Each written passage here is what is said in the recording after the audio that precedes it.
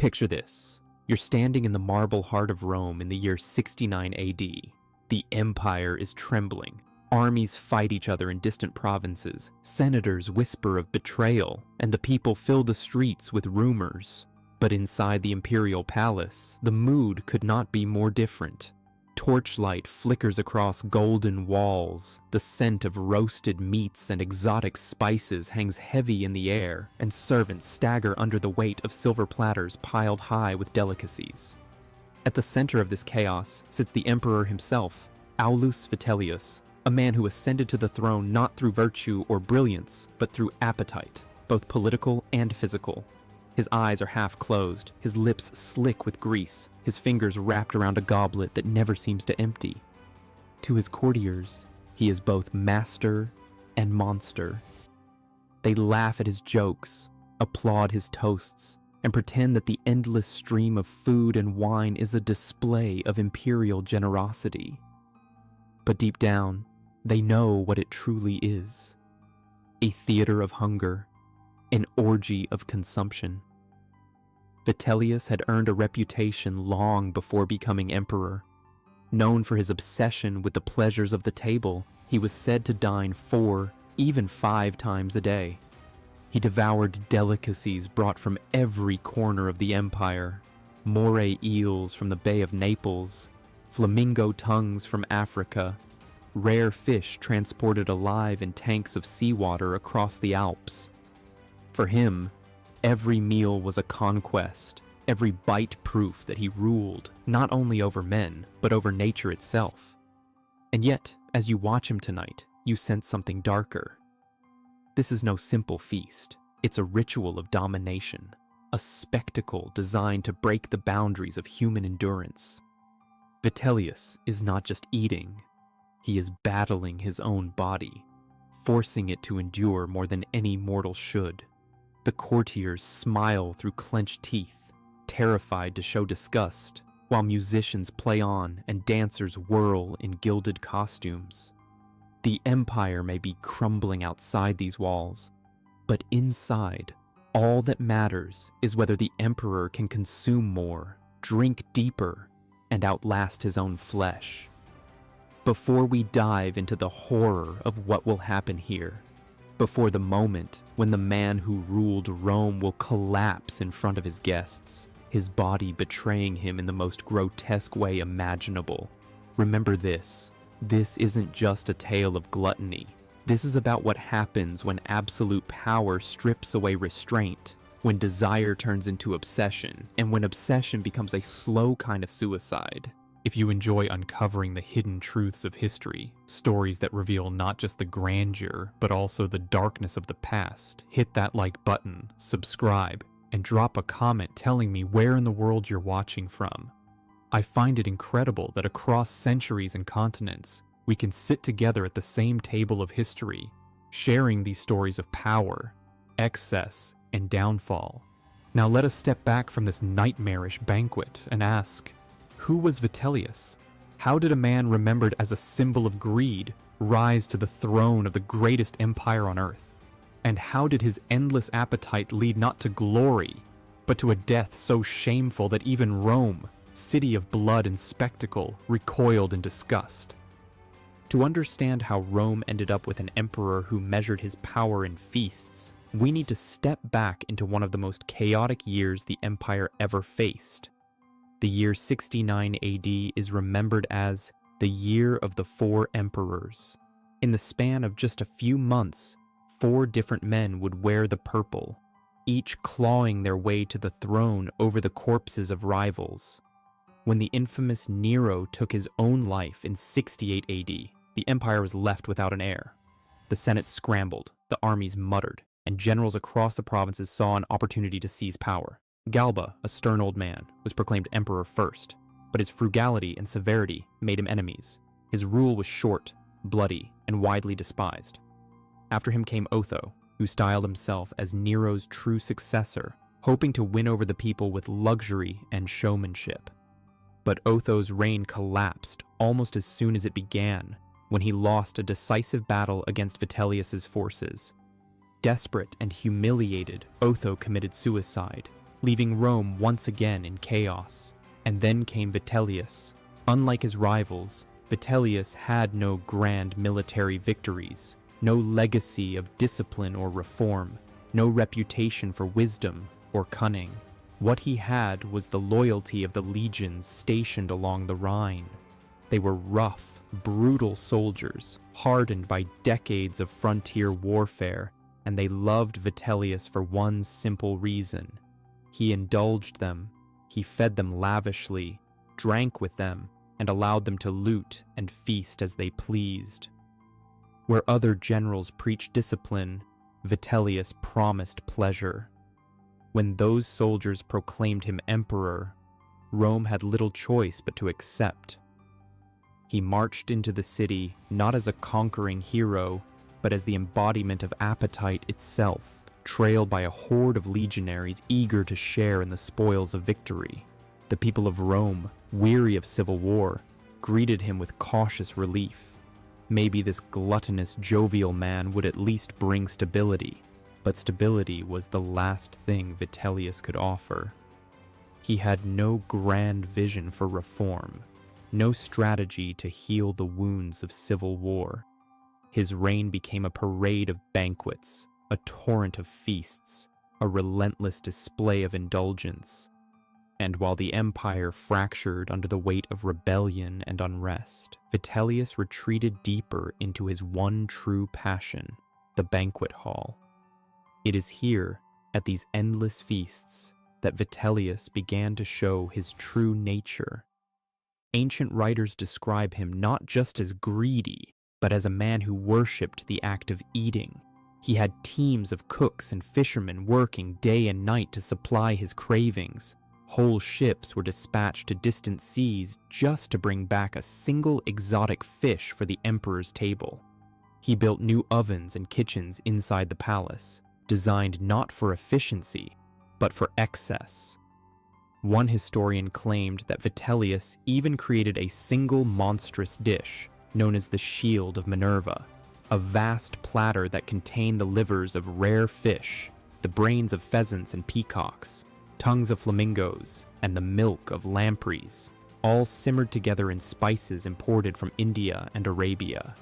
To consume such a dish was not about nourishment. It was about conquest, a declaration that Rome's wealth and the world's resources were his to devour. Yet behind the laughter, behind the clatter of cups and the rivers of wine, something else was happening. The emperor's body was beginning to fail.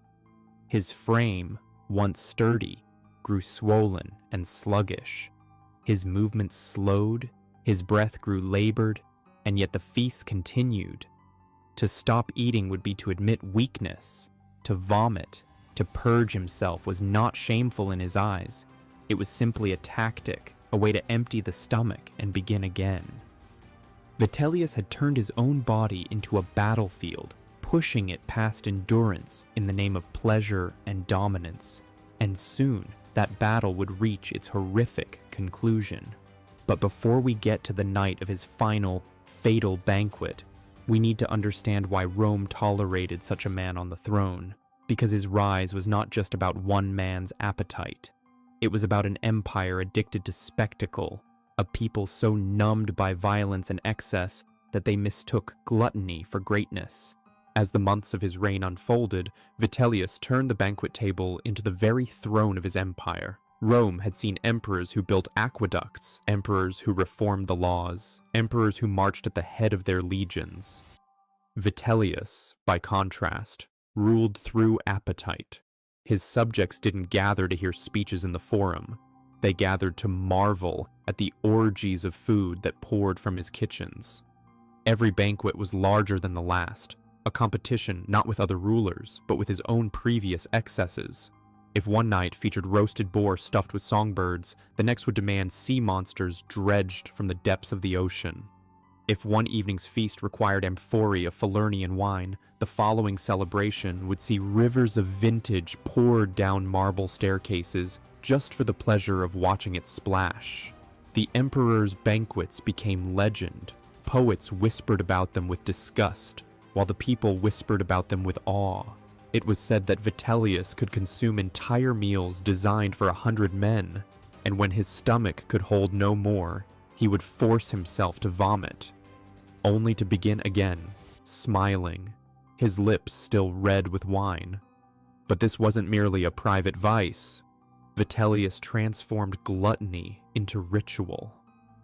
Guests were compelled to join him, to eat and drink until they were sick, to applaud as he demanded yet another course, another roasted delicacy, another mountain of meat. Senators who could not keep pace risked their status. Generals who refused to play along risked their lives. What began as indulgence became compulsion, a theater of loyalty where the measure of a man's devotion was how much he could consume without collapsing. Behind the scenes, the cost was catastrophic. Treasury vaults drained faster than the banqueting bowls. Grain supplies meant to feed the common people were redirected to the palace kitchens. Ships that once carried necessities now chased after delicacies, oysters from the Channel, dates from Judea, rare wines from Crete. Ordinary Romans began to starve while their emperor stuffed himself with dishes no mortal stomach was meant to hold. And still, Vitellius demanded more. The palace servants worked day and night, turning kitchens into furnaces of endless preparation. Cooks collapsed from exhaustion. Farmers were ordered to abandon their fields to hunt exotic game. The empire, already bleeding from civil war, was now being devoured by the hunger of one man. Ancient writers describe scenes that border on the surreal. Vitellius seated at a table so vast it stretched the length of a basilica. Golden platters piled high with delicacies, some untouched, others picked apart by greasy fingers.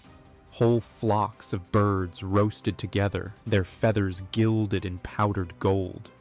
He would lean back, swollen and sweating, demand a slave to tickle his throat with a feather, and then, moments later, return to devouring oysters by the dozen.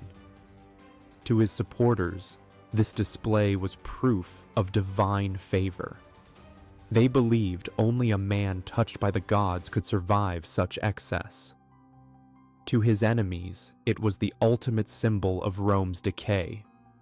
The empire that once conquered nations with iron discipline was now ruled by a man who conquered only his own stomach, and so the spiral tightened.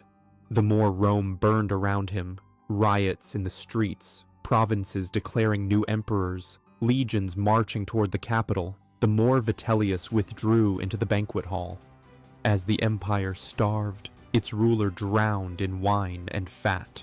He was no longer a man, not even an emperor.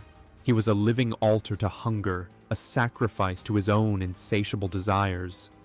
But every ritual must end. Every feast has its final course.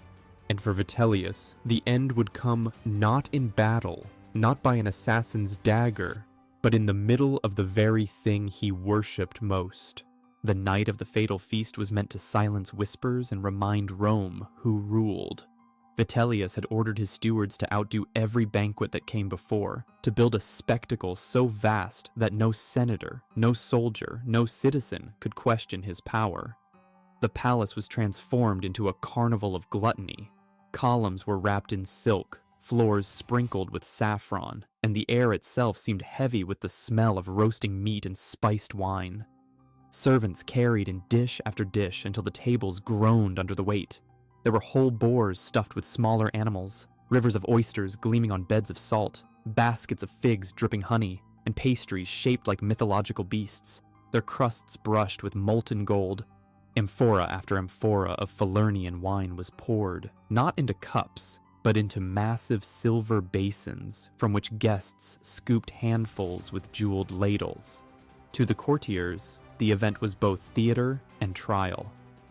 They had to applaud at the right moments, laugh at the emperor's jokes, and feign delight as they forced down their portions of fatty meat. No one dared push away a plate. No one dared look disgusted. To hesitate was to insult the emperor. To insult the emperor was to risk exile, torture, or worse. Vitellius himself was in his element. He wore a robe embroidered with scenes of banquets past, his own victories immortalized in thread of purple and gold. A crown of roses wilted on his sweaty brow, and his cheeks glistened with oil. He laughed as he shoveled food into his mouth, pausing only to gulp wine before signaling for the next course.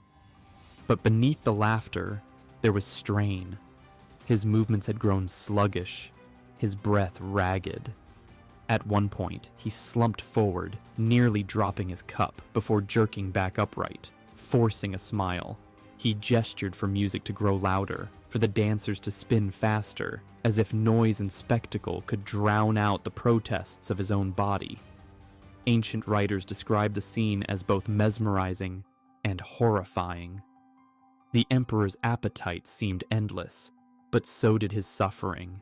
His stomach swelled grotesquely, his skin flushed deep red, and sweat poured from him in rivers. Courtiers whispered behind their hands, but none dared intervene, for to suggest restraint was to admit that the emperor was human, that he had limits. And Vitellius could never allow that truth to be spoken aloud. As the night dragged on, the atmosphere thickened with dread. Some guests quietly slipped away, retreating into the shadows of the palace corridors. Others stayed, trapped by fear or fascination, watching as their ruler turned the feast into a grotesque display of self-destruction. Every new dish was carried in like an offering to a god who demanded not prayers, but flesh and wine. At last, the emperor raised his goblet high. His voice, hoarse from hours of shouting, rang across the hall. "Rome feasts with me tonight, and as long as I eat, the empire lives." The crowd erupted in forced applause. But behind their cheers, a darker question lingered. What happens when the emperor can eat no more? Because beneath the silks, beneath the golden platters and the endless courses, one truth was becoming clear. Vitellius was not a god. He was not immortal. He was a man, and his body was about to betray him in the most public, most humiliating way possible. The banquet was reaching its climax, and so was the emperor's fatal obsession. The banquet had stretched deep into the night. Torches burned low, casting the hall in a feverish glow. The air was thick, heavy with the stench of meat and wine, so dense that even the musicians seemed to falter in their songs. And yet, Vitellius pressed on. Course after course, dish after dish, his appetite drove the evening like a chariot racing downhill with no reins. Witnesses claimed his stomach bulged grotesquely, a swollen mound under his robes. His skin gleamed with sweat, his lips were smeared with grease and wine, and his eyes rolled wildly, caught between ecstasy and torment. The emperor had long since passed the point of pleasure. What remained was pure compulsion, an obsession with proving that he could master his body, that he could dominate hunger itself, that he was no mere man, but a god whose stomach was as infinite as his empire. At one point, Vitellius leaned back and called for the dish that would define him forever. A monstrous platter, the infamous shield of Minerva. It was said to be so vast that it could cover a banquet table by itself. Inside, his chefs had combined the most unnatural collection of ingredients Rome could provide. Livers of rare fish, pheasant brains, flamingo tongues, eels simmered in spiced wine, all mixed into a grotesque stew glistening with oil and flecks of gold. When the dish was carried in, the crowd gasped, not out of admiration, but out of horror.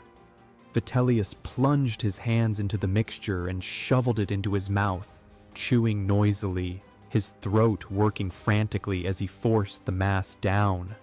Around him, senators forced themselves to smile.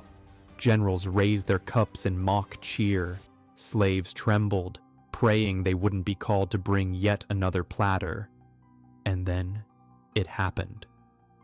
The emperor's face blanched. His eyes bulged wide, his laughter cut short by a violent cough. He grabbed at his chest, staggered forward, and lurched over the table.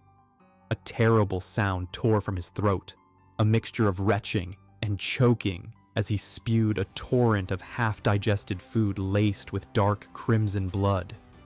The golden platters were spattered, the roasted meats stained red. Guests recoiled, some screaming, others too petrified to move. Vitellius tried to rise, clutching at the table for support, but his swollen body betrayed him. He collapsed forward, his crown of roses tumbling into the bloody mess that had poured from his own mouth.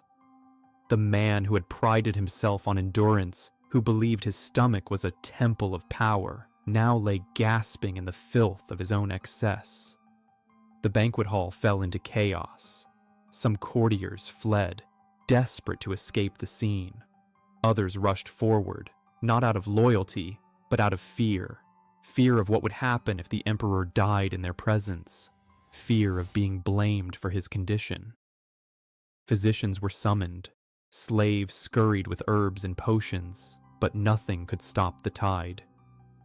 Blood continued to pour from his mouth, staining his robes, his throne, even the marble floor. And in that moment, Rome saw the truth laid bare. Its emperor, the man who claimed divinity through gluttony, was no god. He was flesh, fragile and failing, undone not by an assassin's dagger or a rebel's sword, but by his own appetite. The spectacle had reached its climax.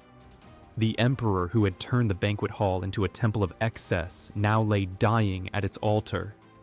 The feast that was meant to secure his glory would forever brand him with infamy as the ruler who feasted until he vomited blood. The banquet hall, once filled with forced laughter and the clatter of silver platters, now reeked of blood, wine, and terror. Servants scrambled to clean the mess, courtiers whispered frantically, and the musicians had long since fallen silent. The emperor lay slumped on his couch, his robe soaked through, his breath rattling in short, uneven gasps. He had survived the immediate collapse, but only barely. The rumors spread faster than fire. By dawn, all of Rome knew. Vitellius had feasted until his body rebelled, spewing blood across the golden plates of his banquet. For a city that had tolerated Nero's madness, Caligula's cruelty, and Tiberius's perversions, this was something different. It was not just scandal, it was humiliation. The greatest empire on earth, the master of the Mediterranean, was ruled by a man whose throne was a banquet table and whose reign was measured in courses, not conquests. Among the people, disgust turned quickly to anger. Grain shortages had already left the common citizens hungry, forced to scrape for bread, while their emperor squandered mountains of food on grotesque displays. Now, with tales of his bloody collapse circulating through the streets, the outrage grew sharper. It was not simply that Vitellius was greedy. It was that his greed had become a public sickness, staining the dignity of Rome itself. The Senate, too, recoiled. Many of its members had endured his feasts, choking down food they could not stomach, laughing at jokes they did not find amusing. Now they whispered in the shadows about his weakness. An emperor who could not master his own appetite could not possibly master an empire. And then there were the armies. Vitellius's throne had always rested on the loyalty of the Rhine legions, but as news of his excess spread, even hardened soldiers began to waver. They could excuse corruption. They could excuse cruelty. But weakness? Weakness they could not forgive. The legions in the east had already declared for a rival, Vespasian, a seasoned general whose reputation for discipline stood in stark contrast to Vitellius's gluttony. In the months that followed, Vitellius clung to power, but the spell was broken. The man who once presented himself as jovial, generous, and larger than life was now seen as grotesque, bloated, and dying.